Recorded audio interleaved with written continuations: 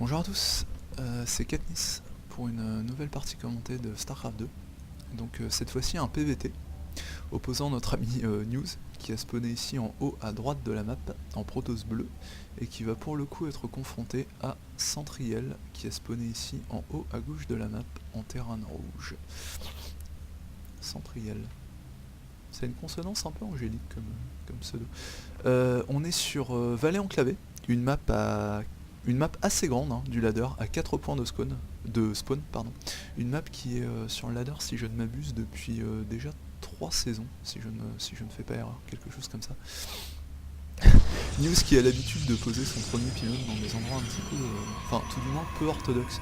Là en l'occurrence, j'espère que ça va pas lui être défavorable plus tard. En middle game, il faut savoir que un placement de pylône comme celui-ci en fait peut se révéler une faiblesse plus tard en middle game. Si par exemple le Terran choisit de dropper ici, les unités Protoss auront énormément de mal à les atteindre. Surtout que la cible du drop en général sera le premier pylône. Donc News qui a eu énormément de réussite et qui a scouté son adversaire en premier. Ça va être la même chose pour Centriel. Ils jouissent de beaucoup de chance ces deux-là. Voilà, donc le petit travail de harass de la probe. Hein. Donc le but de l'opération, c'est que le Terran mette un VCS au cul de la probe. Ça freine un petit peu son économie, c'est toujours ça de bon à prendre. La probe proto, c'est probablement à ce sujet la probe la plus chiante du jeu en raison de son bouclier. Faut savoir que vous pouvez vous prendre 2 ou 3 coups de VCS si je ne m'abuse, backer, attendre que votre bouclier se régénère et revenir à la charge. Ça vous permet de... Enfin, avec un minimum de micro, vous pouvez vraiment... on a une situation similaire des deux côtés de la map. Vous pouvez vraiment... vous pouvez vraiment la faire durer. D'ailleurs, pour la petite anecdote, en parlant de ça, ça me rappelle le surnom qu'on a attribué à Huck, célèbre joueur Protoss, un Protoss canadien qui avait gagné la DreamHack 2010. Un Protoss avec un très bon niveau, même s'il est légèrement en perte ces derniers temps. Et que l'on avait surnommé Hero Probe en fait, en raison de sa... Pendant que Centriel, rendant coup pour coup, pose un centre technique sur la B2 du Protoss. Hein. C'est toujours bon, ça délaye la B2 du Protoss. Je rappelle que l'Engineering Bay ou centre technique a 850 points de vie. Hein. C'est pas un bâtiment que vous pouvez défoncer en Protoss en 30 secondes. Hein. Surtout en début de partie quand vous avez peu d'unités. Et là en plus pour Centriel. Alors là par contre Centriel pour le coup a fait une petite erreur, il a fini son centre technique. Il faut savoir que d'ordinaire on va environ jusqu'à 800 points de vie et ensuite vous appuyez sur T de sorte que le VCS quitte la construction. Le truc c'est de laisser la construction inachevée pour pouvoir revendre le bâtiment. Parce que là en fait du coup Centriel a complètement fini le bâtiment et ne pourra pas le revendre. Donc je trouve ça dommage, je veux dire, vous le terminez quelques secondes plus tôt, c'est un truc tout aussi chiant, je veux dire, vous aurez peut-être un coup en moins par rapport à ce que le bâtiment aurait enduré si vous l'aviez laissé. Mais au moins vous pourrez le revendre et regagner les 3/4 de ce que vous avez investi initialement. Centriel qui joue vraiment le build standard, hein, franchement qu'il le joue de façon très safe, il a d'abord posé son CC, après sa première baraque, ensuite le bunker pour sécuriser avec ses 3 marines, ça évite les agressions à base de Soldier. Ensuite, dès lors que vous avez 300, vous rajoutez vos 2 baraques, et normalement, voilà, tout de suite après ce qui suit, c'est la double prise de gaz.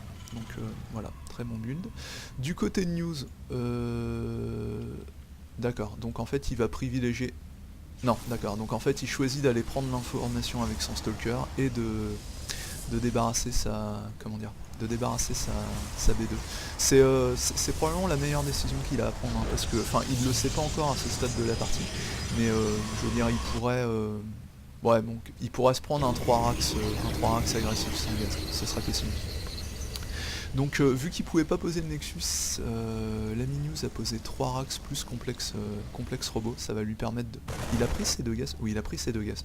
Ce qui va probablement lui permettre de taker très rapidement sur Colosse.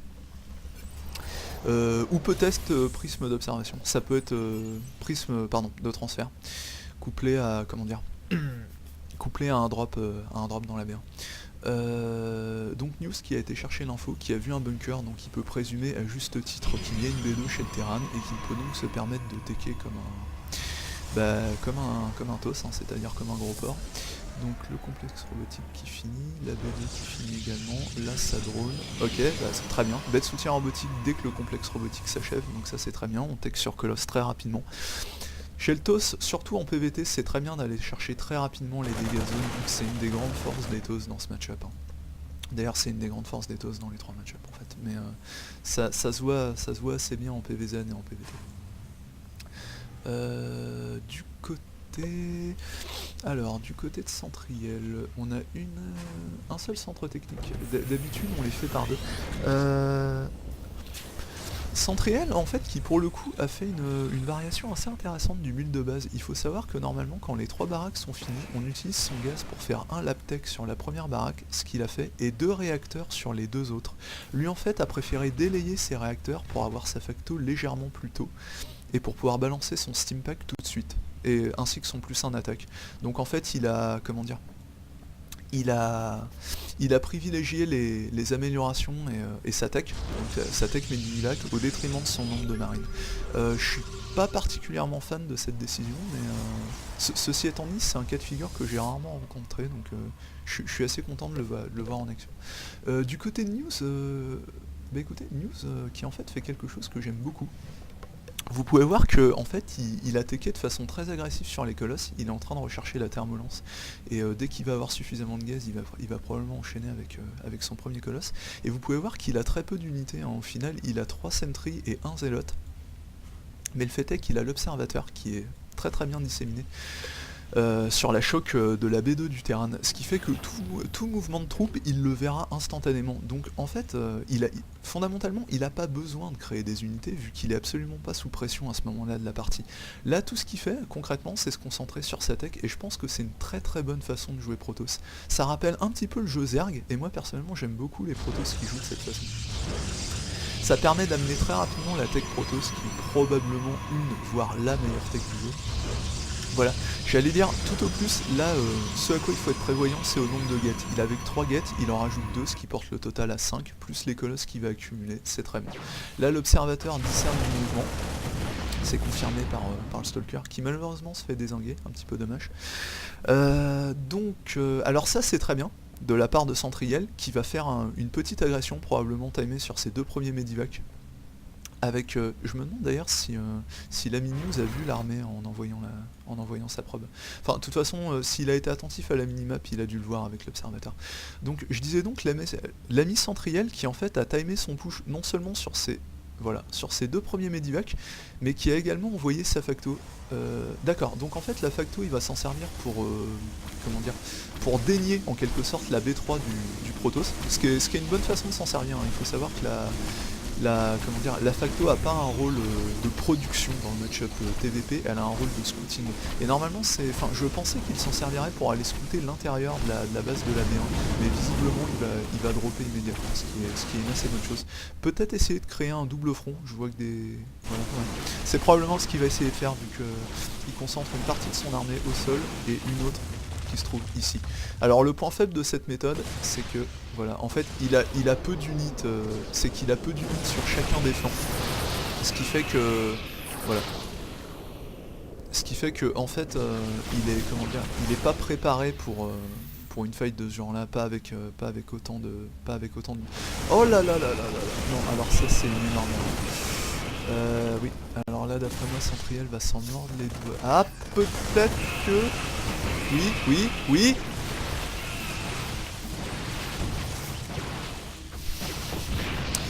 Centriel qui pour le coup doit être bien blasé. Alors en fait l'erreur qu'a fait Centriel sur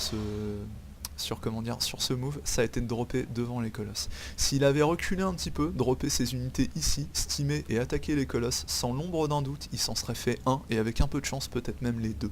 Mais là en fait ces unités sont tombées au coup par coup, ce qui a permis aux colosses de les shooter, de faire 3-4 shots avant de se barrer. Pour le coup News a été assez réactif, hein, c'est une bonne chose pour lui. En parlant de News, j'ai constaté mais pas précisé, alors c'est très bien parce qu'il a fait double forge, ce qui lui a permis de taker très agressivement sur le plus 1 d'attaque et plus 1 de défense. qui sont vitales dans ce match-up. L'ennui, c'est qu'il a oublié de faire le conseil crépusculaire, ce qui fait qu'il ne peut malheureusement pas poursuivre. C'est dommage parce qu'il avait très bien commencé au niveau des améliorations. Donc c'est... Oula. D'accord, donc visiblement l'ami Centriel qui a pas du tout aimé le coup des colosses et qui a décidé, d'accord, qui a décidé de nous pomper 3 spatiaux avec un réacteur par spatio, ce qui fait qu'il va pomper les vikings par 6. Donc on ne fait pas les choses à moitié chez l'ami Centriel, c'est le moins qu'on puisse dire. Il faut dire que les colosses ont un effet presque, j'ai envie de dire, viscéral sur l'adversaire. Hein. En général, il cause un traumatisme qu'on n'oublie jamais, hein, il faut savoir. Toute personne qui s'est pris un push colosse sur la tronche sait de quoi je parle. Donc l'ami News qui a été tâter le terrain et qui va revenir chez lui bien tranquillement. C'est dommage parce qu'il avait 3 colosses, une petite bioball assez sympathique 1-1, alors que de son côté, l'ami Centriel n'avait que 4 vikings. Bon, il va très rapidement augmenter son total vu le nombre indécent de spatioports qu'il a popé, mais je pense vraiment que News avait un coup à jouer sur ce move. News qui va rechercher, voilà, donc News qui a popé le conseil crépusculaire, qui lance le plus 2 d'attaque, plus 2 de défense, et qui va rechercher le Blink. Blink est une assez bonne option quand il s'agit de défendre ses colosses des vikings. C'est tout à fait viable. De plus, pour peu que vous ayez un observateur, vous pouvez switcher et utiliser vous pouvez switcher le rôle des trackers d'unités défensives pour les colosses à des unités de harass en utilisant par exemple le blink. Si vous avez le blink, que vous disposez par exemple un observateur ici, vous pouvez harass la B3 et quand les unités terrain se ramènent, les blinker dans la B1. Bon, bien sûr, après pour les sortir de la B1, c'est une autre histoire, mais ça c'est un point particulier de cette map, mais c'est également exploitable sur bien d'autres maps du ladder. Concernant le conseil crépusculaire, j'en parlais tout à l'heure, je vais rester focus sur l'armée de News pour pas manquer de fight. On m'a fait remarquer que j'avais un petit peu trop tendance à me faire, à me concentrer sur les bâtiments et peut-être pas assez sur les fights. Bon bah là malheureusement. Alors quelque chose que j'ai pas mis en exergue, mais je regarde la liste de production depuis tout à l'heure et je peux pas m'empêcher de constater que l'ami Centriel ne produit pas assez. Et en fait c'est la raison pour laquelle il a aussi peu d'unités. Alors il a une très bonne masse de vikings, il en a 9, ce qui est très bien vu que News a. D'accord, News a géré un drop. Voilà, News en fait justement qui m'avait fait remarquer ma propension à me concentrer davantage sur les strats des builds et pas assez sur l'action. Malheureusement je viens de lui donner raison. Quelque chose que j'essaierai de corriger au fur et à mesure de mes prochains casts. Donc là les vikings qui sont pourchassés par deux stalkers particulièrement zélés, j'ai envie de dire. Voilà, très bon force feed, même si c'est pour s'abstenir d'un petit lot d'unités, ça met toujours en confiance de réussir ses force feed dans Protoss. Je parlais du conseil crépusculaire tout à l'heure, oui, je voulais juste dire que idéalement quand vous techez sur double forge, une fois que vos améliorations de plus 1 d'attaque et plus 1 de défense en sont à la moitié, vous popez votre conseil crépusculaire. Si vous êtes dans le bon timing, normalement le conseil crépusculaire va se finir au moment où vos améliorations se terminent, ce qui vous permettra d'enchaîner directement le plus 2 d'attaque et plus 2 de défense. Je parlais tout à l'heure du peu d'unités qu'avait Centriel, pourtant il a quand même un nombre incroyable de baraques, hein, dont 5 sont à réacteur. Ah non, pardon, ok, donc en fait il a groupé les spatioports avec les baraques. Fondamentalement il a 5 baraques. 5 baraques sur B3 c'est vraiment très peu, hein, même si 2 baraques ont un réacteur, là il devrait en avoir au moins 8 d'après moi, vu qu'il est sur Bioball. Et en fait, l'ennui, c'est que je regardais la barre de production depuis tout à l'heure, soit dit en passant, News qui est particulièrement culotté de prendre une base située à mi-chemin de la base de l'adversaire. Donc, qu'est-ce que je disais? Oui, en fait, j'ai vraiment du mal avec son pseudo. Voilà, Centriel qui, d'après moi, a un problème de macro, dans le sens où il produit beaucoup de BCS, mais il ne produit pas assez d'unités. Vous pouvez voir qu'il a énormément de cash flow, mais c'est peut-être dû au fait qu'il n'a pas assez de baraques pour écouler tout le monde. Quoi qu'il en soit, ça risque vraiment de le desservir dans la partie. J'en profite pour signaler le petit père News qui nous sort la technologie Dark Templar. D'ailleurs, en parlant de la composition de news, il y a peut-être un petit peu trop de stalker à mon goût, là. Je pense que, enfin, visiblement, d'après moi, je pense qu'en fait, il veut rentabiliser son Blink Stalker, ce qui est pas forcément une mauvaise chose, mais enfin, les Blink Stalkers, c'est très bien pour défendre les colosses, mais déjà, d'une part, les colosses, il les a tous perdus.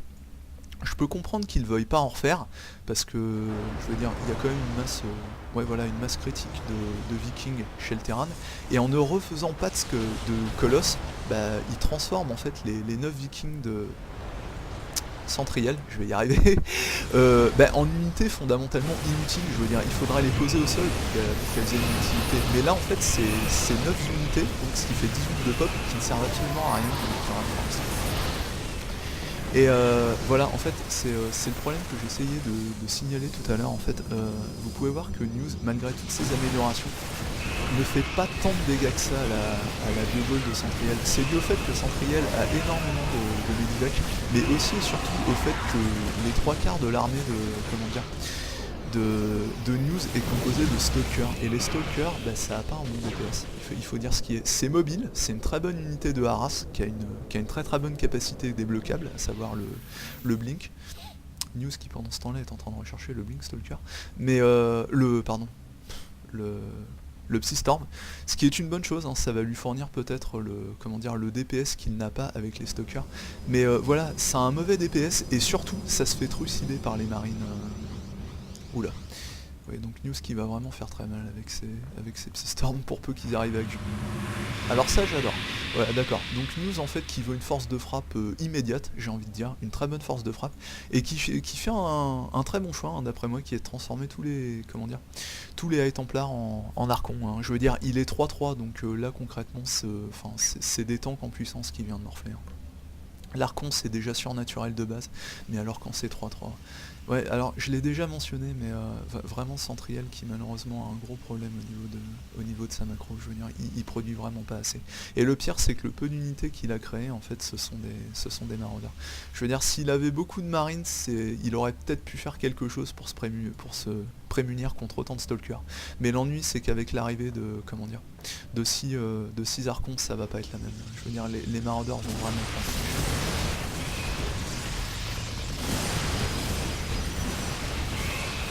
Alors, c'est une interprétation de ma part, mais je serais tenté de dire que, en fait, à mon avis, News a dû avoir des expériences un petit peu malencontreuses en PvP, parce que je peux pas m'empêcher de penser que malgré l'avantage significatif qu'il a dans cette game, j'ai l'impression qu'il est frileux à l'idée de prendre la fight. C'est vrai qu'il a pas la meilleure composition d'armée qu'il pourrait avoir, voilà, c'est ça qu'il faut faire. Il faut morpher énormément de zéro, et c'est dommage, celui en passant, qu'il n'ait pas recherché la charge. Sachant très bon build offensif, qu'il n'ait pas recherché la charge, sachant qu'il avait développé une pensée particulière et qu'il a largement les ressources pour le faire. Je disais donc, ouais, en fait, l'ami News qui est un petit peu frileux à l'idée de prendre la fight, et en fait j'ai l'impression qu'il se rend pas compte à quel point il a un avantage considérable sur cette game. Je veux dire, s'il prenait la peine de cliquer sur une unité, peut-être l'a-t-il fait, vous me direz, il remarquerait que les unités sont 2-1, je veux dire, il est 3-3, il a débloqué quasiment tout l'arbre technologique Protoss, hormis l'aérien. Il a un cash flow vraiment impressionnant, et je pense qu'il doit avoir un nombre de gates, voilà, vous voyez, il a un nombre de gates plus que conséquent. Je veux dire, il peut vraiment se permettre de perdre des unités là. Surtout que, ouais, non, bon, d'accord, il a pas d'ops, mais il sait que le terrain est uniquement sur B3. Donc, et le gros de l'armée, il l'a vu sur la rampe. Je veux dire, là, Centriel, il a vraiment plus rien, quoi. Je veux dire, bon, là, d'après moi, il y a vraiment aucune chance pour que News perde cette partie, mais je veux dire, quand vous pouvez achever votre adversaire, c'est toujours bien de ne pas manquer le coche, hein. Je veux dire, il y a des joueurs qui sont suffisamment intelligents pour remonter une situation, même quand elle leur est extrêmement défavorable. Donc je vous déconseille de leur laisser une chance et de finir la game quand vous le pouvez.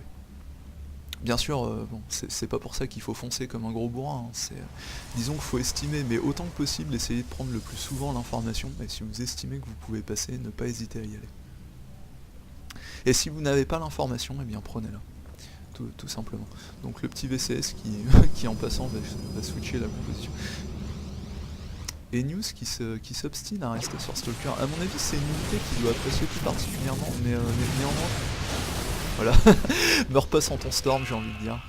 Ken Bogard dirait meurs pas sans ton pif, à Starcraft c'est meurs pas sans ton scarab. Voilà, News en fait, bon, qu'il a un avantage tel qu'il a quasiment aucune chance de perdre la partie, mais d'ordinaire, ça je vous déconseille vraiment de... Oh là là là là là là, putain mais quel bœuf quoi. Bon, je vous déconseille vraiment de faire ce qu'il fait, hein. Normalement, une bonne bioball Protoss, il doit au moins y avoir la moitié de vos unités en zélotes. Ce sont les zélotes qui permettent à vos unités dégâts de zone, Colosse, High Templar, d'arriver à portée de tir. Ce sont les zélotes qui vont tanker, et surtout quand toutes les autres unités vont être focus sur les colosses ou sur les High Templars, donc les unités à portée, les unités comment dire, qui font des dégâts de zone, pardon. Bah, ce sont vos zélotes qui en fait feront le plus gros des dégâts en renversant la situation. Les zélotes 3-3 c'est probablement le zélote 3-3 c'est probablement la créature qui compte le mieux, donc je ne vais pas hésiter à en mettre deux. Voilà, donc ça en fait c'est quelque chose que News aurait dû faire déjà 5 bonnes minutes auparavant d'après moi. Juste une petite chose, je vais revenir sur le dernier mouvement de la game de News. Là on a 4 DT, et là on en a 1, 2, 3, 4, 5, 6, 7, d'accord. Donc concrètement, News il a morflé 11 DT et vous avez pu voir qu'il les a envoyés sur la Planetary Fortress.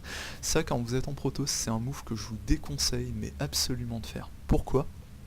Tout simplement parce que pour flinguer une Planetary Fortress, vous n'avez pas besoin d'envoyer 11 DT, 4 ou même 3, ça suffit amplement. Parce que là, il faut bien voir une chose, c'est que si Centriel avait été un petit peu plus alerte, il aurait fait un scan, il aurait envoyé tous ses VCS sur la Planetary Fortress, et je peux vous assurer que même si la Planetary était tombée, News aurait perdu minimum la moitié de ses DT. Et s'il avait vraiment pas eu de bol et que Centrial avait vraiment géré, il aurait tout perdu. Bon, à ce stade de la game, News s'en fout. Mais en d'autres circonstances, réfléchissez, hein, en d'autres circonstances, s'il avait perdu, il aurait perdu 11 DT. 11 DT, alors que Centriel aurait perdu une Planetary Fortress et un peu de temps de minage.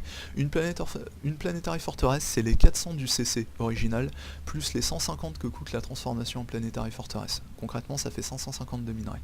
D'un autre côté, vous avez 11 DT. 11 DT, c'est 125 de minerais, 125 de Vespen. Ce qui nous fait donc 1125 de minerais, 1125 de Vespen. J'ai pas besoin de vous expliquer ce qui est le plus rentable. Moi franchement je suis Terran, je perds une Planetary Fortress mais je me fais 11 DT, je peux vous assurer que j'ai le big smile sur mon visage. Donc voilà, quelque chose que je vous déconseille vraiment de faire, hein. Gardez toujours à l'esprit que le DT c'est une unité de harass, et comme toute bonne unité de harass, elle est plus efficace lorsqu'elle est en nombre limité. Bon, ce que je viens de dire n'a absolument aucun sens vu que le Zergling peut également être une unité de harass, et qu'il est très efficace lorsqu'ils sont en groupe de 25-30. Mais disons que concernant le DT, c'est mieux de faire des... Enfin, généralement le DT, moi je vous conseille de l'utiliser isolé. Si vous en avez 3, vous les envoyez tous à une position différente. Ça oblige le Terran à claquer 3 scans au lieu d'en claquer un seul et de liquider les 3 simultanément. Mais si vraiment vous voulez faire des groupes, faites des groupes de 2 ou 3 maximum, pas plus. Si c'est pour une Planetary Fortress, vous pouvez vous permettre de monter à 4. Je stoppe la petite aparté sur les DT. Juste pour résumer ce que j'ai pu voir de la game, concernant notre ami Centriel, comme je l'ai dit, d'après moi la raison de sa défaite, elle se situe tout simplement au niveau de la macro, hein. Je pense pas fondamentalement que ce joueur soit mauvais, je veux dire il a montré une connaissance assez bonne de son build, même s'il a fait qu'une seule Engineering Bay, c'est vraiment léger, hein. Je veux dire, les améliorations c'est probablement un des points les plus importants à maîtriser du match-up TVP. En général, c'est l'armée qui a les meilleures améliorations qui gagne. C'est pas systématiquement vrai, mais disons que c'est un point important à retenir. Donc d'après moi, en fait, le gros défaut qu'a ce joueur, c'est tout simplement sa macro.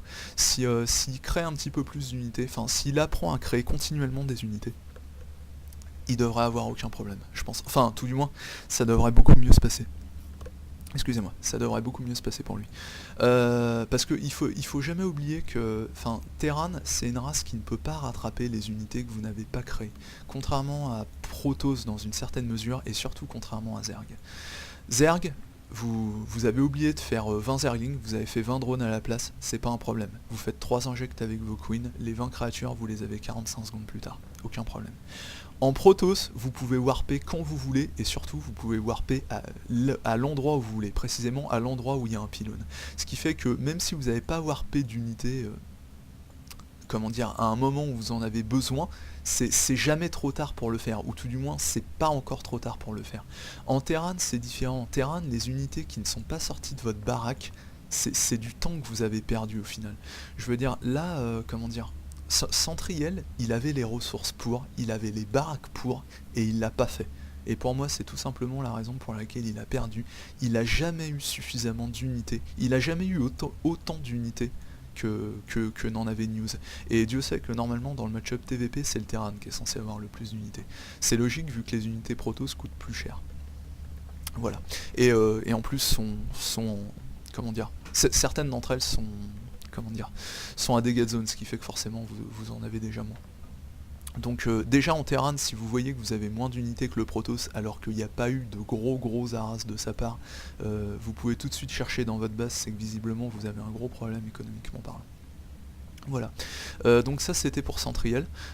Concernant l'ami News, bah personnellement moi j'ai beaucoup aimé ce que j'ai vu, hein. Je veux dire, il est parti, comment dire, il est parti sur une tech très agressive en début. Pardon, il a teché de façon très agressive, ce qui est pas tout à fait la même chose.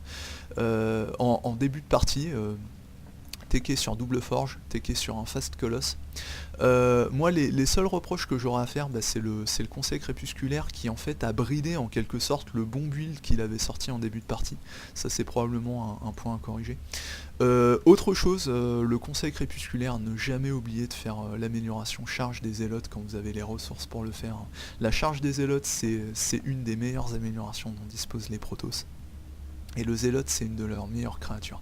Faut pas le sous-estimer, hein. C'est pas parce que c'est la première créature de la guette que comment dire, que ça veut dire que c'est une créature inférieure, hein. Pas du tout, c'est probablement une des créatures les plus utiles de leur armée. Simplement on l'utilise tellement fréquemment, enfin les Protoss s'en servent tellement fréquemment que on s'en rend peut-être pas bien compte, mais faut vraiment pas sous-estimer son utilité. Et en parlant de son utilité, elle est pardon, décuplée dès lors qu'il a la charge. Donc vraiment un up à ne pas oublier.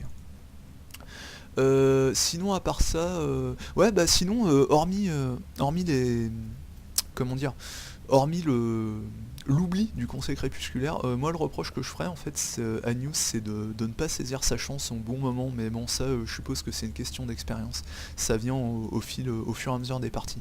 Il y a eu plusieurs moments au fur et à mesure de la game où d'après moi il aurait pu conclure, ne serait-ce qu'à 13-14 minutes de jeu, lorsqu'il s'est avancé avec ses 3 colosses, pour moi il avait suffisamment assez pour pouvoir passer.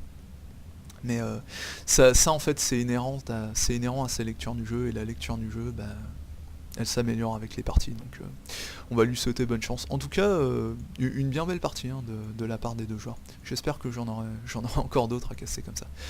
Bon, moi je vais arrêter la parlotte parce que ça fait déjà 10 minutes que la partie s'est arrêtée et que je monologue sans cesse. On m'a fait remarquer que je me concentrais peut-être pas assez sur l'action en fait, que je détaillais sur les bâtiments et les builds et les stratégies, et peut-être pas assez sur ce qui se passait à un instant T. Donc je vais essayer de m'y mettre, c'est un petit défaut que je vais essayer de corriger. Voilà. Bah en attendant, je vous dis à très bientôt, hein, pour une prochaine game. Et puis, bah oui, voilà, c'est tout. Ciao ciao.